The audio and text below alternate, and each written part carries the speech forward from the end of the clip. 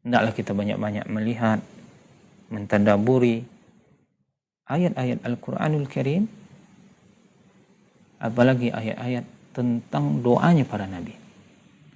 Karena terkadang kita berdoa kepada Allah, kita meminta kepada Allah, namun dalam permintaan kita itu terdapat kesalahan-kesalahan yang melampaui batas. Dan perhatikan Nabi Zakaria alaihi salam, bagaimana beliau yakin bahwasanya Allah Subhanahu wa taala menentukan segala-galanya.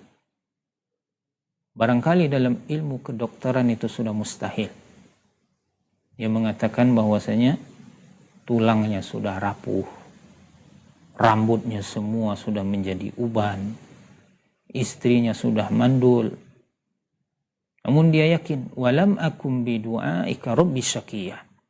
Namun aku tidak akan menjadi orang yang celaka dengan berdoa kepada engkau. Kepada siapa dia mengadu? Di saat kondisi seperti itu, kepada Allah Subhanahu wa taala yang menakdirkan semuanya, yang maha berkuasa atas segala-galanya. Maka Allah pun mengatakan kepada Nabi Zakaria, ya Zakaria, inna nubasyshiruka bi gulamin ismuhu Yahya lam yaj'al lahu min qablu samiyah. Wahai Zakaria, kami berikan kabar gembira kepada engkau dengan seorang anak yang kami beri nama Yahya, yang mana nama itu belum ada sebelumnya. Nah, kaum muslimin yang dirahmati oleh Allah Ta'ala, hendaklah seorang muslim ketika berdoa kepada Allah dia yakin bahwasanya segala sesuatu itu mudah bagi Allah Subhanahu wa Ta'ala. Tidak ada yang mustahil bagi Allah. Ud'ullaha wa antum muqinuna bil ijabah. Berdoalah kalian kepada Allah dalam keadaan yakin bahwasanya Allah akan mengijabahi doa kalian.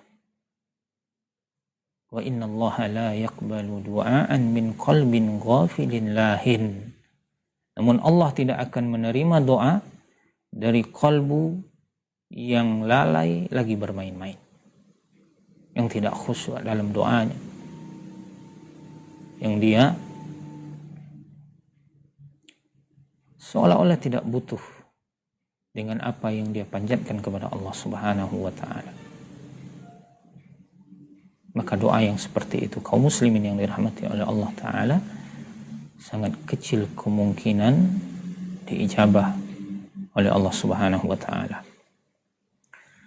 Dan baginda Nabi kita sallallahu alaihi wasallam bersabda, "Idza sa'ala ahadukum rabbah wal yu'azzim mas'alah wal ya'zim rabbah fa inna Allaha la mukrihalah."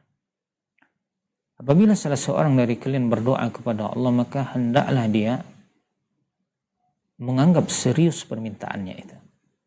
Dia agungkan tolapnya, permintaannya, requestnya kepada Allah. Jangan dia mengatakan Allahumma gfirli insi. Ya Allah, ampunilah aku kalau engkau mau. Allahumma arhamni insi. Ya Allah, kasihinilah aku kalau seandainya engkau mau. Maka ini tidak serius dalam meminta kepada Allah. Kita ingin apa? Kita kalau kepengen sesuatu maka minta dengan benar, minta dengan serius. Dan tampakkan bahwasanya kita butuh terhadap apa yang kita minta kepada Allah Subhanahu wa taala. Niscaya Allah Subhanahu wa taala akan jawab. Dan Allah Subhanahu wa taala menyukai hambanya yang meminta kepadanya. Bahkan Nabi kita sallallahu alaihi wasallam bersabda, man la yas'alullaha yaqdub alaih. Man la yas'alillah yaqdub alaih. Siapa yang tidak meminta kepada Allah, maka Allah pun akan marah kepada dia. Dan hal ini sesuai dengan ayat yang kita bacakan tadi, yang mana Allah Ta'ala berfirman, wa qala rabbukum ud'uni astajib lakum. innal ladzina yastakbiruna an ibadati sayadkhuluna jahannama dakhirin. Allah perintahkan kita untuk berdoa kepadanya, dan orang-orang yang sombong kepada Allah, yang tidak mau berdoa, yang tidak mau beribadah dalam bentuk doa kepada Allah, maka Allah akan masukkan dia ke dalam jahannam. Allah akan masukkan dia ke dalam neraka jahannam. Artinya Allah marah kepada hambanya yang tidak mau berdoa kepada Allah. Allah Subhanahu wa ta'ala senang kalau seandainya kita minta kepada Allah. Adapun anak Adam, kalau seandainya kita minta kepada mereka, maka mereka marah. Kita minta sekali, barangkali dia kasih, Pak. Kita minta yang kedua kali, yang ketiga kali, berulang permintaan kita, maka dia pun marah.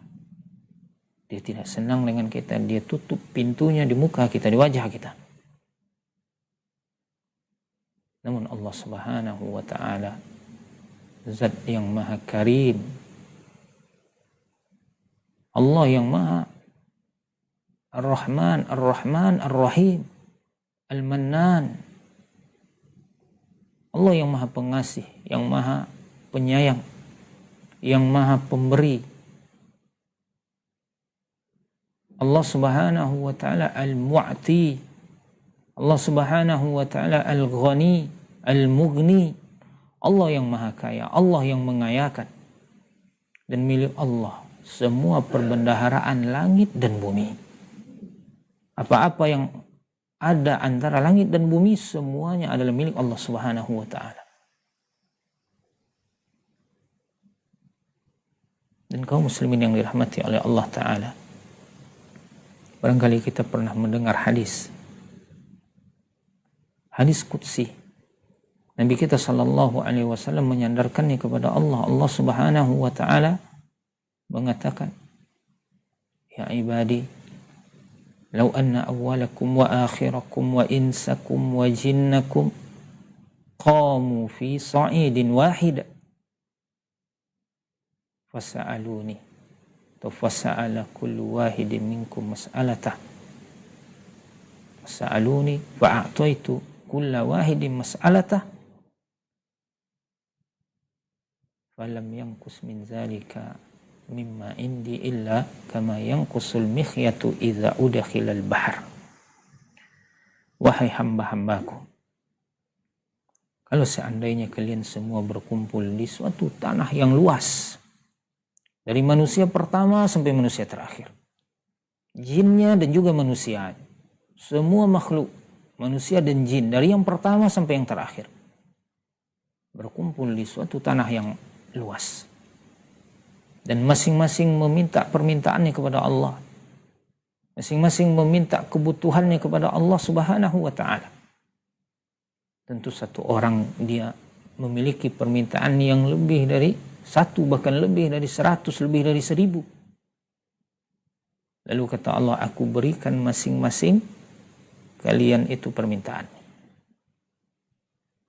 Maka hal itu tidak akan mengurangi apa-apa yang ada padaku, kecuali sebagaimana berkurangnya air laut apabila dimasukkan ke dalamnya jarum, kemudian diangkat kembali.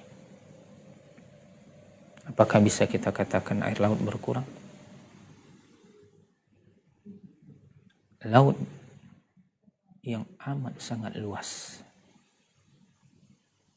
Bahkan mereka mengatakan 2/3 dari bumi ini adalah lautan.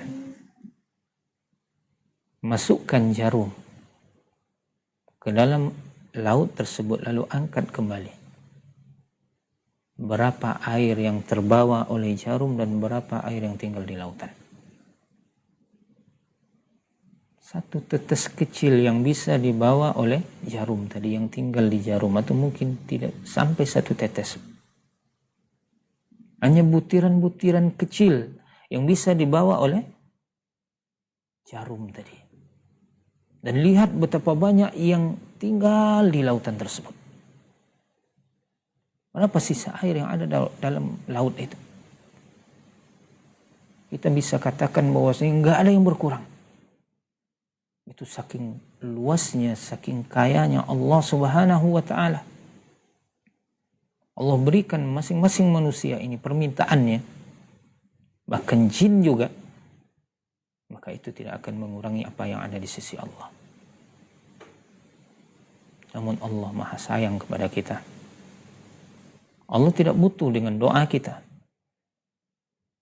Allah Subhanahu wa taala sama sekali tidak akan membuat Allah makin kaya, tidak akan membuat Allah Subhanahu wa taala makin besar kekuasaannya dengan doa-doa yang dipanjatkan oleh manusia, tidak. Namun Allah Subhanahu wa taala mengetahui ini adalah kebutuhan kita, ini adalah hajat kita, dan Allah perintahkan kita untuk melakukannya. Allah Maha Kaya dari hamba-hambanya semua. Allah nggak butuh sholat kita, Allah nggak butuh puasa kita, Allah nggak butuh doa kita, namun Allah Subhanahu wa taala suruh kita untuk melakukannya. Karena apa? Karena di balik perintah Allah tadi ada kebaikan bagi kita.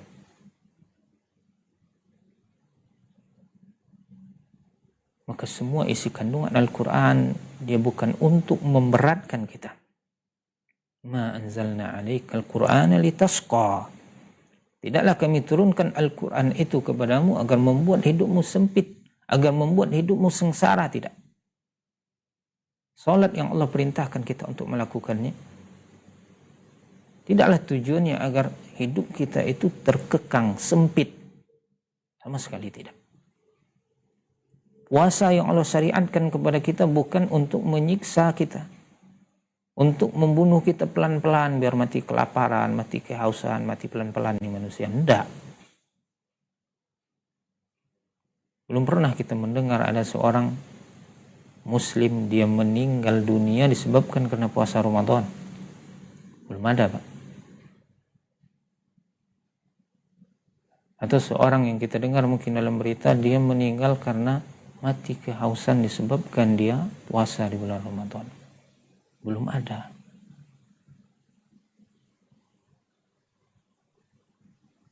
Namun Allah perintahkan itu untuk kebaikan kita, bukan untuk menyiksa kita. Begitu juga dengan doa. Gak ada kepentingan Allah terhadap doa yang dipanjatkan oleh hamba-hamba. Tidak menambah apapun untuk Allah. Ya ibadi, innakum lan tablughu durri fatadurruni wa lan tablughu naf'i fatanfa'uni. Wahai hamba-hambaku, kalian tidak akan sampai kepada satu derajat, kepada satu tingkatan yang bisa memudaratkanku, yang bisa membahayakan Allah, kita tidak akan mampu. Jangan kita mengatakan kalau kita nggak sholat, kita nggak puasa, kita nggak berdoa kepada Allah, maka Allah akan tersakiti, Allah akan lemah, Allah akan jadi miskin. Tidak.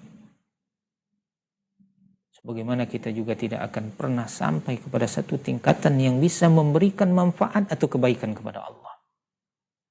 Maka jangan kita pernah merasa bahwasanya dengan sholat kita, dengan puasa kita, dengan doa yang kita panjatkan kepada Allah, berarti kita telah memberikan kebaikan kepada Allah. Kita telah memberikan kebaikan kepada Islam, kepada Nabi Muhammad SAW. Tidak, kita yang butuh doa, kita yang butuh sholat, kita yang butuh puasa, kita yang butuh untuk mengabdi beribadah kepada Allah Subhanahu wa taala. Namun Allah dengan kemurahan hati, dengan kebaikan Allah, dengan sifat Rahman dan Rahim yang dimiliki oleh Allah Subhanahu wa taala, Allah tunjukkan dan Allah perintahkan kita untuk melakukan apa-apa yang membuat kehidupan kita itu baik, yang membuat kehidupan kita bahagia, tenang, senang.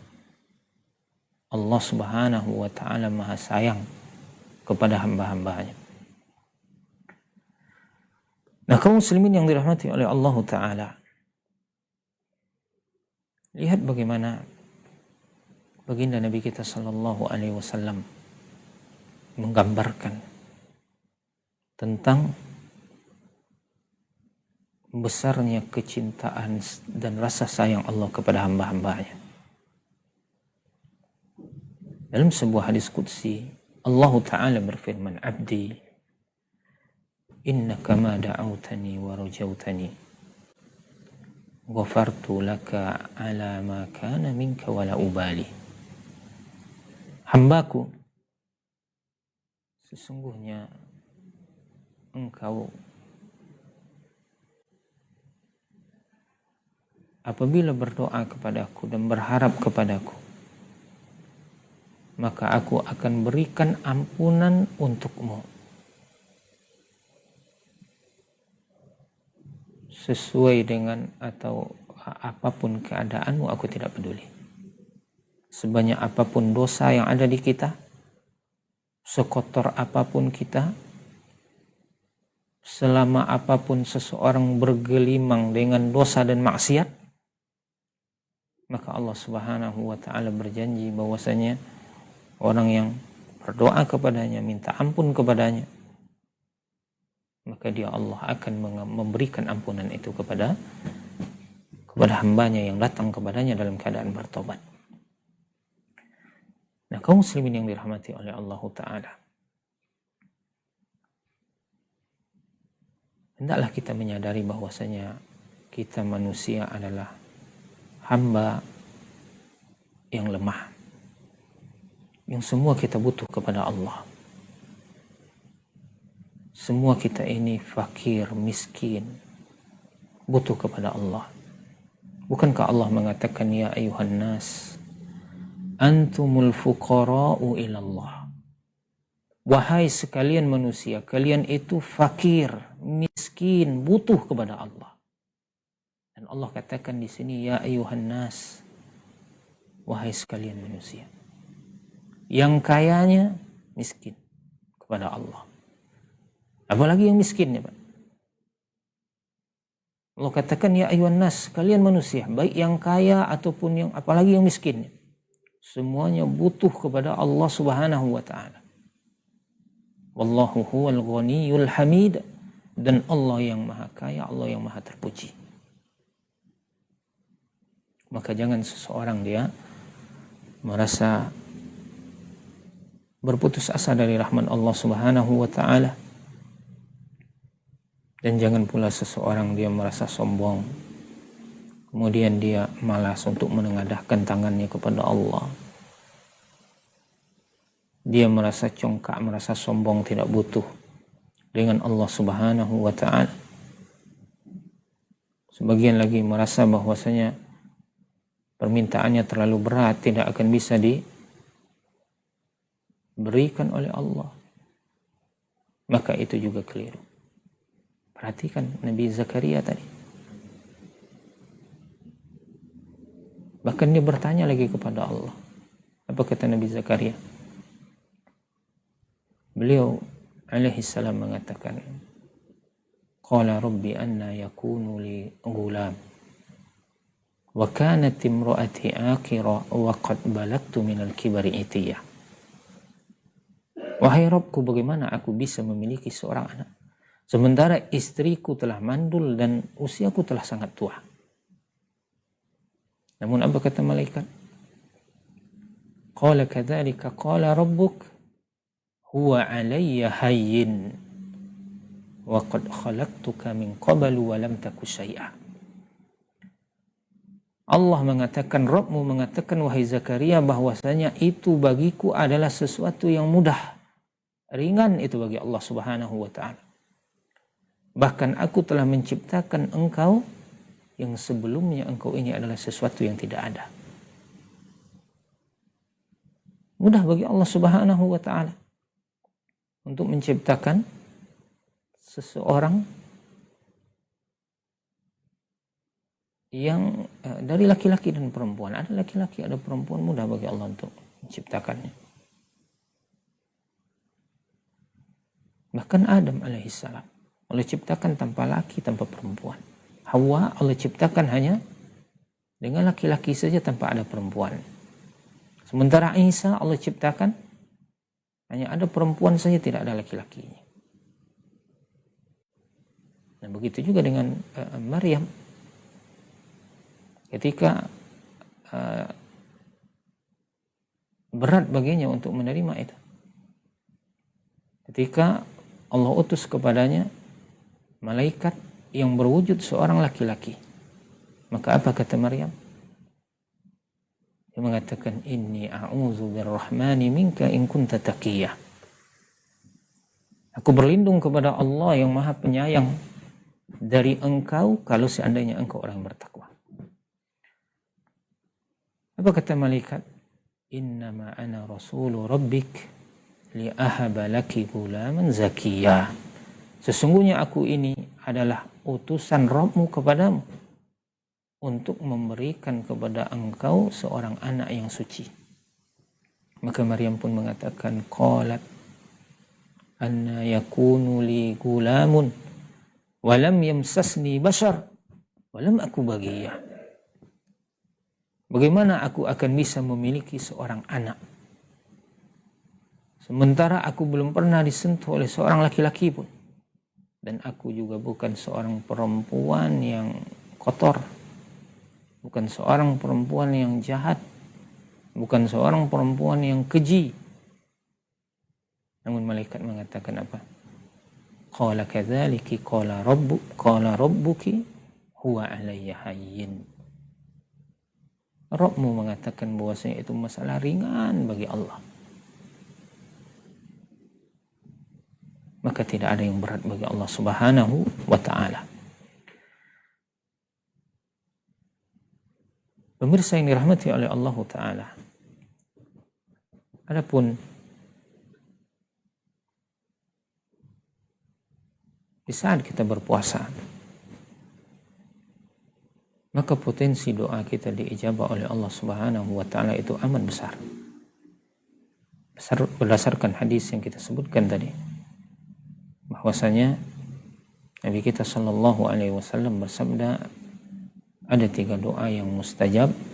Di antara yang 3 itu adalah doa orang yang berpuasa. Begitu juga dengan doa musafir, begitu juga dengan doa orang tua kepada anaknya. Nah, ini adalah di antara doa yang mustajab. Pertanyaannya, kenapa doa orang yang berpuasa itu mustajab? Di kalangan para ulama menjawab bahwasanya hal itu dikarenakan karena kondisi orang yang berpuasa lemah. Maka biasanya doa mereka itu ikhlas, lahir dari lubuk hati yang paling dalam, tidak dibuat-buat, tidak dibikin-bikin. Kemudian orang yang berpuasa dalam kondisi bertaqarrub kepada Allah, dalam kondisi dia mendekatkan dirinya kepada Allah dengan ibadah puasanya tadi, maka Allah Subhanahu wa ta'ala lebih mendengar doanya. Dan doa orang yang memelas kepada Allah, yang merintih kepada Allah dalam keadaan dia memperlihatkan kebutuhannya, dia menampakkan kelemahannya kepada Allah Subhanahu wa ta'ala, maka ini lebih berpotensi untuk diijabahi oleh Allah Subhanahu wa ta'ala. Makanya juga para ulama mengatakan bahwasanya waktu sebelum berbuka, mungkin 10 atau 5 menit sebelum berbuka, itu adalah di antara waktu mustajab dalam berdoa kepada Allah Subhanahu wa ta'ala. Kita berusaha menghadapkan diri kita ke kiblat, kita angkat tangan kita, kita minta kepada Allah sebelum kita berbuka. Berdasarkan hadis Nabi sallallahu alaihi wasallam bahwasanya inna lis-shaim inda fitrihi da'wah la turad. Sesungguhnya orang yang berpuasa itu di saat dia berbuka ada doa yang tidak akan ditolak. Maksudnya inda fitrihi, para ulama mengatakan sebelum dia berbuka. Karena kondisinya tadi akan menyebabkan dia minta dengan memelas kepada Allah. Beda kalau seandainya seseorang dia telah berbuka, dia sudah mungkin merasa kenyang, dia sudah merasa kuat, dia sudah atau dia tidak memiliki sifat-sifat yang barangkali itu tertanam di dalam dirinya sebelum dia berbuka tadi. Rasa lemahnya, rasa letihnya membuat dia makin kusuk dalam berdoa kepada Allah Subhanahu wa taala, makin bersungguh-sungguh dalam memanjatkan doanya. Namun ada juga di kalangan para ulama yang mengatakan bahwasanya inda fitrihi, inda ini bisa sebelumnya, bisa sesudahnya, atau di saat dia berbuka itu. Nah, boleh dilakukan sebelumnya atau sesudahnya. Namun barangkali kaum muslimin yang dirahmati oleh Allah Ta'ala, sebelum berbuka dia lebih akrab, dia lebih dekat. Maka kita berusaha untuk mempergunakan waktu tersebut sebaik-baiknya. Dan kebanyakan kaum muslimin kita lihat mendekati waktu berbuka masih banyak berseliweran di luar, hilir mudik, pergi ke sini ke sana, ngabuburit. Pulang terkadang sudah maghrib. Nah, usahakan setengah jam sebelum berbuka kita sudah selesai berbelanja, beli ini, beli itu. Kita siap-siap untuk memanjatkan doa tadi. Kita mungkin sudah ambil wudhu, kita sudah pakai pakaian yang bersih, yang rapi. Selain kita juga untuk siap-siap sholat, kita siap-siap berdoa kepada Allah Subhanahu wa ta'ala sebelum berbuka itu. Kaum muslimin yang dirahmati oleh Allah Ta'ala,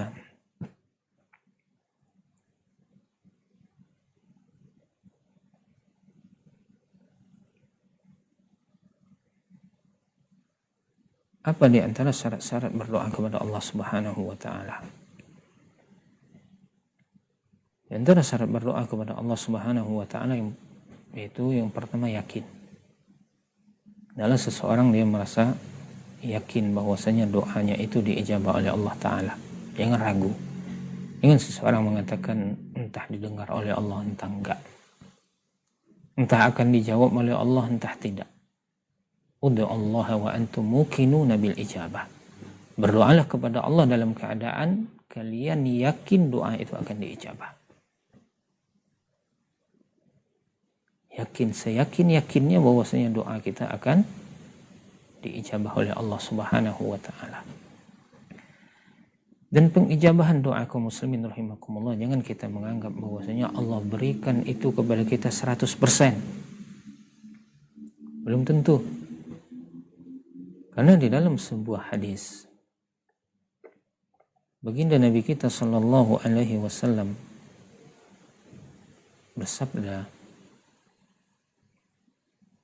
hadis yang diriwayatkan oleh Imam Ahmad dengan sanad yang sahih, yang mana Nabi kita sallallahu alaihi wasallam bersabda, "Ma min muslim yad'u bid'awah laisa fiha ithmun wala qati'atu rahim." Tidak ada seorang muslim yang dia berdoa kepada Allah dengan suatu doa yang mana pada doa tersebut tidak ada dosa, nggak ada unsur dosa dalam doanya, dan juga tidak ada unsur pemutusan hubungan rahim, tidak ada unsur memutuskan hubungan silaturahminya. Nabi kita mengatakan illa a'tahu Allahu ihda salas, kecuali Allah akan memberikan kepadanya salah satu dari 3 hal. Tidak ada seorang hamba yang dia berdoa kepada Allah dengan doa yang di situ tidak terdapat unsur dosa dan juga tidak terdapat unsur memutuskan hubungan silaturahmi, kecuali Allah akan berikan kepadanya salah satu dari 3 hal. Pasti Allah berikan salah satu dari 3 hal ini. Tidak ada kosong nih Pak. Apa yang salah satu dari 3 hal itu? Yang pertama kata Nabi kita sallallahu alaihi wasallam, imma an tu'ajjala lahu da'watuh. Bisa jadi Allah memang segerakan apa yang dia pinta dalam doanya itu. Apa yang dia mohonkan kepada Allah di dalam doanya benar-benar Allah wujudkan di dalam kehidupannya di dunia. Allah tampakkan. Maka ini yang pertama. Kemudian yang kedua kata Nabi kita sallallahu alaihi wasallam, wa imma an yuddakhiraha lahu fil akhirah. Dan bisa jadi Allah Subhanahu wa taala akan simpan baginya doa tadi di kehidupan akhiratnya. Allah tidak wujudkan permintaannya itu di dunia, namun Allah simpan baginya untuk kehidupan akhiratnya. Kemudian yang ketiga kata Nabi kita sallallahu alaihi wasallam, wa imma an yasrifa anhu minas su'i mislaha. Atau yang ketiga bisa jadi Allah Subhanahu wa taala akan palingkan dia dari suatu keburukan dan bahaya yang semisalnya. Allah memang tidak wujudkan apa yang dia pinta, namun Allah Subhanahu wa taala palingkan dia dari bahaya yang akan menimpanya. Maka Bapak dan Ibu pemirsa Asil TV yang dirahmati oleh Allah taala, kalau seandainya doa kita itu atau jawaban dari doa kita itu kita lihat dalam bentuk nyata di kehidupan kita di dunia ini, maka itu ternyata baru itu adalah sepertiga dari bentuk diijabahinya doa oleh Allah Subhanahu wa taala. Dan sisa 2/3 lagi. Jangan kita menganggap bahwasanya ketika kita berdoa kepada Allah pasti itu yang akan Allah berikan. Bisa jadi Allah palingkan kita dari bahaya yang semisalnya. Atau bisa jadi Allah tidak berikan itu di dunia dan Allah juga tidak palingkan kita dari bahaya yang semisalnya, namun Allah simpan itu untuk kita di akhirat nantinya. Sehingga dia pun ketika berada di akhirat kelak melihat pahala doanya yang disimpan oleh Allah Subhanahu wa taala, dia pun berangan-angan, dia pun bercita-cita, wahai alangkah baiknya kalau seandainya doa saya semuanya dahulu tidak dikabulkan oleh Allah Subhanahu wa taala di kehidupan dunia secara langsung, namun Allah simpan untuk saya di kehidupan akhirat. Maka tidak ada ruginya seseorang dia berdoa meminta kepada Allah, karena salah satu dari 3 ini merupakan keuntungan bagi kita. Jadi yakin bahwasanya doa kita diijabah. Namun bentuk pengijabahan doa salah satu dari 3 ini. Bisa jadi memang Allah wujudkan di kehidupan dunia ini. Atau yang kedua, Allah Subhanahu wa taala palingkan kita dari bahaya yang semisalnya. Atau yang ketiga, Allah simpan doa kita itu untuk kita nanti di akhirat. Allah belum berikan sekarang di dunia, namun Allah nanti akan jadikan dia sebagai pahala yang besar bagi kita di kehidupan akhirat. Kemudian di antara syarat berdoa juga adalah berdoa dengan hati yang khusyuk. Berdoa dengan hati yang khusyuk, yakin, kemudian dengan hati yang khusyuk.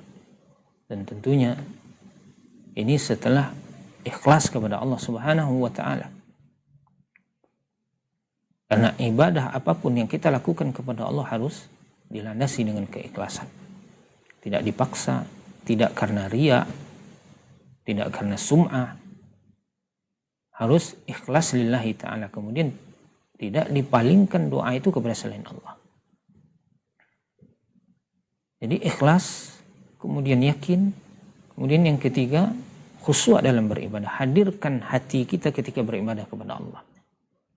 Baginda Nabi kita bersabda, wa inna Allah la yaqbalu du'aan min qalbin ghafilin lah. Sesungguhnya Allah tidak akan menerima doa dari kalbu yang lalai lagi bermain-main. Ada sebagian dan bahkan kebanyakan kaum muslimin, ketika ada seseorang berdoa, maka dia amin, amin, amin. Tapi dia tidak paham apa yang diaminkan. Dia tidak memahami. Atau seseorang yang dia berusaha membuat doa dengan kalimat-kalimat yang indah, terkadang bersajak, namun inti kekhusyuan di situ hilang, maka ini juga sangat kecil kemungkinan diijabah. Potensi diijabahnya oleh Allah Subhanahu wa taala doa yang seperti itu amat kecil. Hendaklah doa itu hadir, atau hendaklah doa itu dengan kehadiran hati, dengan kekhusyuan. Tidak dibuat-buat, kemudian tidak bermain-main dalam berdoa. Jangan lidah kita mengucapkan permintaan kepada Allah sementara hati kita ke yang lain, pikiran kita ke yang lain, tidak fokus terhadap apa yang kita minta kepada Allah Subhanahu wa taala. Kemudian juga kaum muslimin yang dirahmati oleh Allah taala,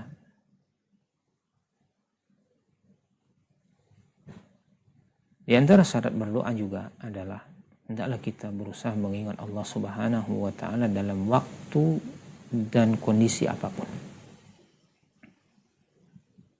Di saat lapang, di saat sempit, apalagi. Dan jangan ingat Allah hanya di saat sempit saja. Hendaklah kita juga ingat dengan hukum-hukum Allah, ingat dengan aturan-aturan Allah, dengan syariat Allah ketika kita dalam kondisi lapang, di saat roda kita berada di atas. Jangan hanya kenal dengan Allah di saat roda kita berada di bawah, maka Allah Subhanahu wa taala tidak akan jawab doa kita. Baginda Nabi kita bersabda, ta'arraf ilallahi fir rakha ya'rifka fis syiddah. Kenallah engkau kepada Allah di saat engkau lapang, maka Allah akan mengenalmu di saat engkau dalam keadaan sempit.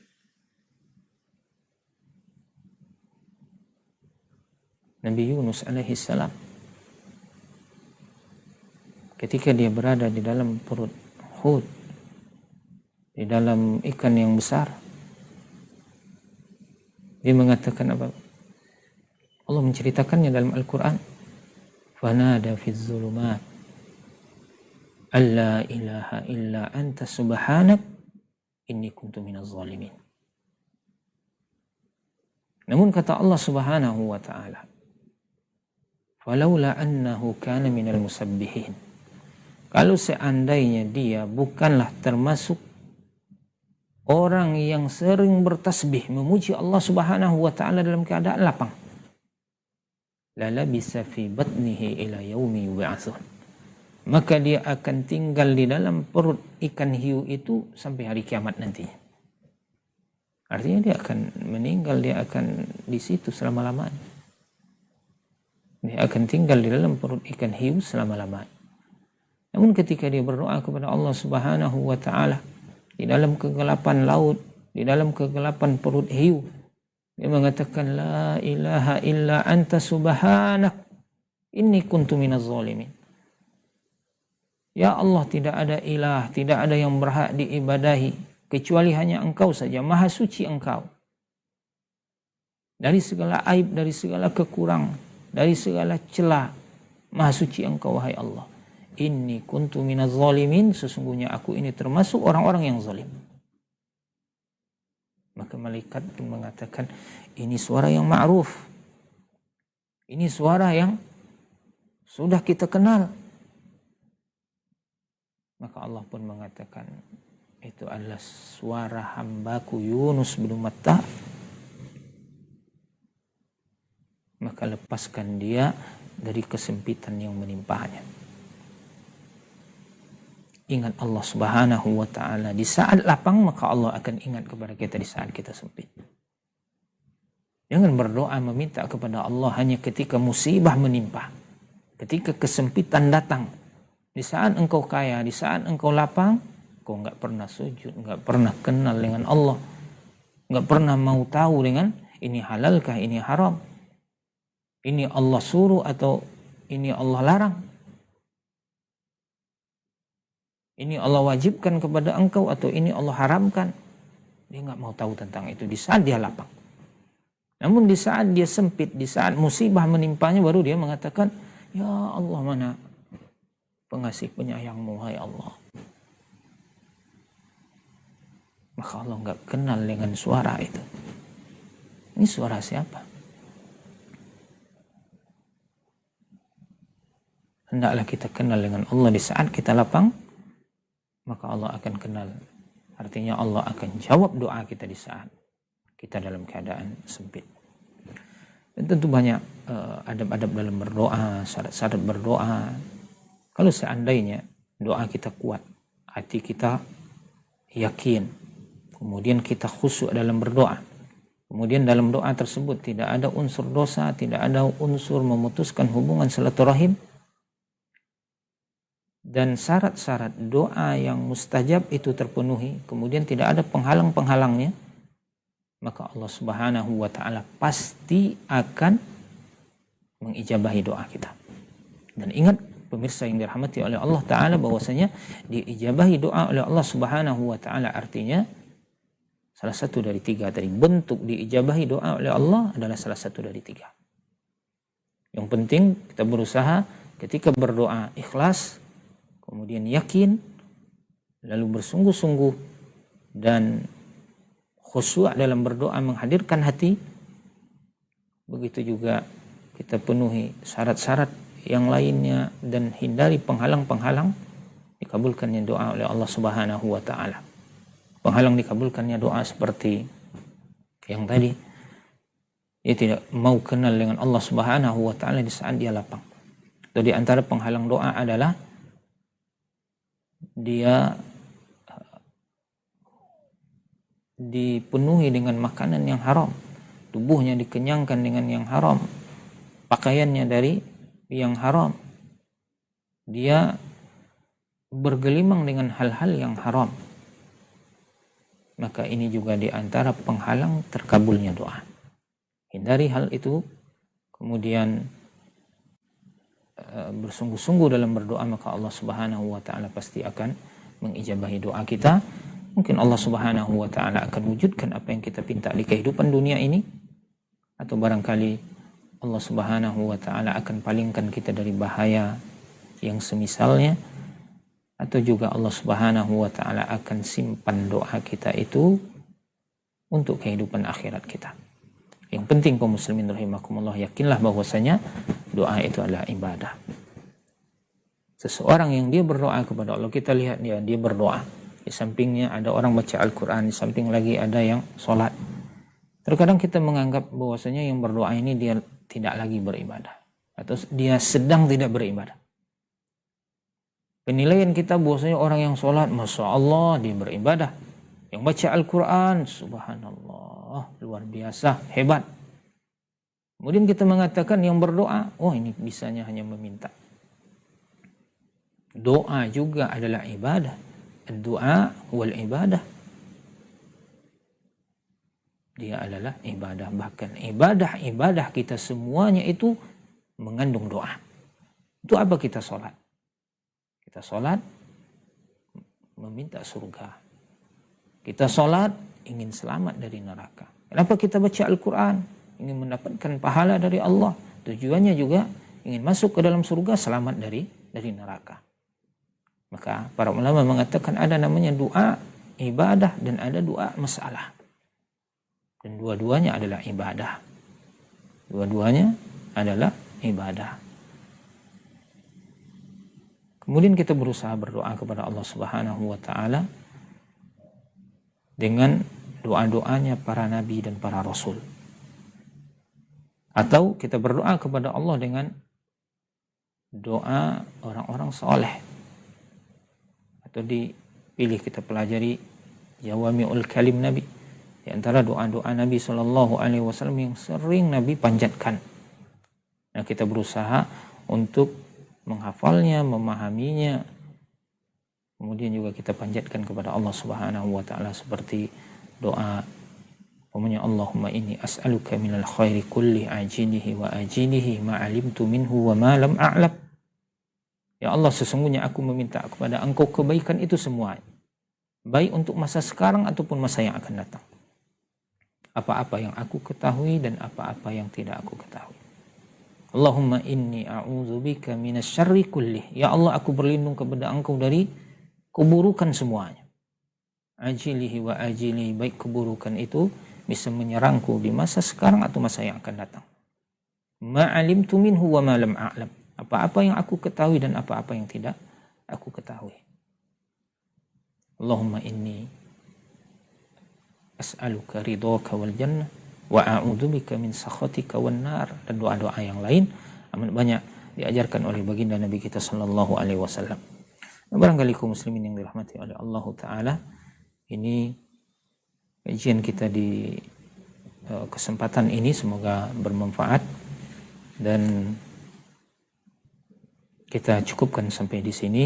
Semoga Allah Subhanahu wa taala memberikan kepada kita taufik hidayahnya, dan semoga Allah Subhanahu wa taala jadikan kita sebagai hamba-hambanya yang dekat dengan Allah Subhanahu wa taala, yang Allah bukakan bagi kita pintu-pintu rahmatnya, yang ringan dalam berdoa meminta kepada Allah dan tidak sombong kepada Allah Subhanahu wa taala.